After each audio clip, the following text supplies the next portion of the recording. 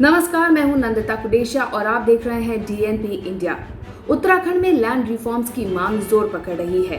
राज्य में भू कानून में बदलाव कर अनुच्छेद 371 लागू करने की मांग की जा रही है।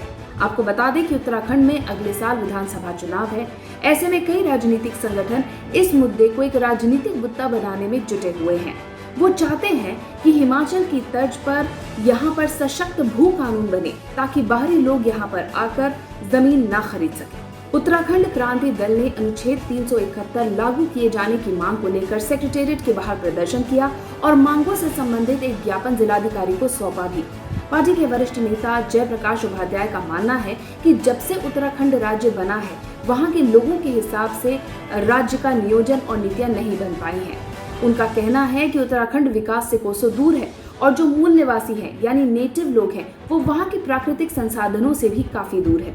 उपाध्याय ने कहा कि भू माफिया भी उत्तराखंड में बड़ी संख्या में सक्रिय है और इससे रोका जाना जरूरी है और इन सब बातों को ध्यान में रखकर आर्टिकल 371 का लागू किया जाना बेहद आवश्यक है। उत्तराखंड बनने के बाद राज्य में Uttar Pradesh Zamindari abolition and land reforms act 1950 लागू किया गया। वक्त पर इस कानून में बदलाव भी किए गए। 2002 में उत्तराखंड में जमीन खरीदने की सीमा 500 वर्ग मीटर की गई। इसके बाद 2007 में ये सीमा घटाकर 250 मीटर वर्ग कर दी गई। इसके बाद साल 2019 में मंत्रिमंडल की बैठक में ये फैसला लिया गया कि जो जमीनी इलाके हैं जैसे देहरादून, उधम सिंह नगर और हरिद्वार, यहाँ पर जमीन की सीमा बंदी खत्म कर दी जाएगी।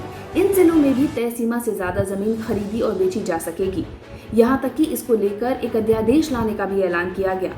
लेकिन फिलहाल चुनावी माहौल को देखकर आर्टिकल 371 को लाने की मांग तेज हो गई है। आइए आपको बताते हैं कि आर्टिकल 371 आखिर है क्या। भारतीय संविधान में ये प्रावधान है कि आर्टिकल 371 के अंतर्गत कुछ राज्यों को विशेष दर्जा यानी कि स्पेशल स्टेटस दिया जाता है।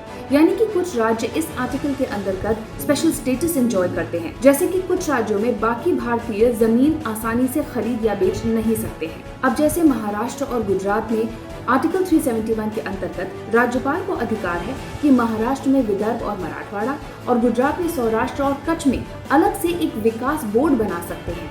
इन इलाकों में विकास के लिए अलग से फंड भी अलॉट होता है। आपको बता दें कि आर्टिकल 371 के अंदर अलग अलग प्रावधान हैं। पहले हिमाचल प्रदेश की बात करते हैं। आर्टिकल 371 के तहत कोई भी व्यक्ति जो हिमाचल प्रदेश के बाहर का है वो राज्य में एग्रीकल्चरल लैंड यानी कि खेती की जमीन नहीं खरीद सकता। हालांकि कुछ मामलों में गैर कृषि भूमि खरीदने का अधिकार है, लेकिन इसके लिए सरकार से अनुमति लेनी होगी। नॉर्थ ईस्टर्न स्टेट्स की तरफ देखें, नागालैंड की बात करते हैं। यहाँ पर आर्टिकल 371A लागू है। संविधान के इस प्रावधान के तहत नागालैंड का नागरिक ही वहाँ जमीन खरीद सकता है। देश के अन्य राज्यों के व्यक्तियों को नागालैंड में जमीन खरीदने का अधिकार नहीं है। साथ ही नागालैंड के मामले में नागाओं की धार्मिक या सामाजिक परंपराओं, इनके पारंपरिक कानून या प्रक्रिया, न्याय प्रशासन और भूमि तथा संसाधनों के हक और हस्तांतरण के संदर्भ में संसद की कोई भी कार्रवाई लागू नहीं हो सकती है। सिक्किम में है अनुच्छेद 371F लागू। इस अनुच्छेद के तहत सिक्किम के पास पूरे राज्य की जमीन का अधिकार है, चाहे वो जमीन भारत में विलय से पहले की किसी की भी निजी जमीन क्यों ना हो। यहाँ किसी भी तरह की जमीन विवाद में देश के सुप्रीम कोर्ट या संसद का हस्तक्षेप करने का अधिकार नहीं है। इसी प्रावधान के तहत सिक्किम की विधानसभा का कार्यकाल 4 साल तक चलता है। मिजोरम में अनुच्छेद 371G लागू है। इस आर्टिकल के तहत मिजोरम में जमीन के मालिकाना हक सिर्फ वहां पे बसने वाले आदिवासियों का है।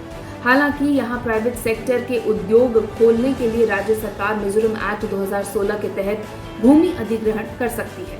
अब गोवा की बात कर लेते हैं। गोवा में अनुच्छेद 371I लागू है। गोवा राज्य की विधानसभा में 30 से कम सदस्य नहीं होने चाहिए, ऐसा प्रावधान है। अरुणाचल प्रदेश की बात करते हैं। अनुच्छेद 371H लागू है। यहाँ राज्यपाल के पास राज्य की कानून और व्यवस्था की स्थिति पर विशेष अधिकार है और इनके अधिकार पर मुख्यमंत्री के फैसले को रद्द भी किया जा सकता है।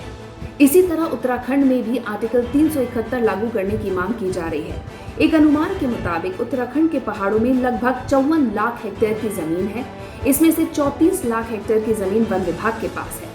एक अनुमान के मुताबिक 70% लोग जो उत्तराखंड में रहते हैं वो जीवन यापन के लिए खेती पर ही निर्भर है। बात करते हैं निवेश की।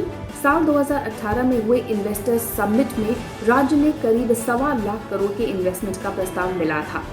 आपको बता दें कि अब तक 25,000 करोड़ तक के इन्वेस्टमेंट का इम्प्लीमेंटेशन शुरू हो चुका है। वहीं दिसंबर 2020 तक सिंगल विंडो के जरिए 3,771 करोड़ के निवेश का प्रस्ताव मिला था, लेकिन जमीन की कमी इसमें एक बड़ी बाधा बन रही है। उम्मीद करते हैं हमारी ये रिपोर्ट आपको इन्फॉर्मेटिव लगी हो। आप क्या सोचते हैं इसके बारे में आप कमेंट सेक्शन में ज़रूर लिखिए। साथ ही अगर आपने हमारा चैनल सब्सक्राइब नहीं किया है तो इसे ज़रूर सब्सक्राइब, लाइक और शेयर करें। तब तक देखते रहिए DNP इंडिया।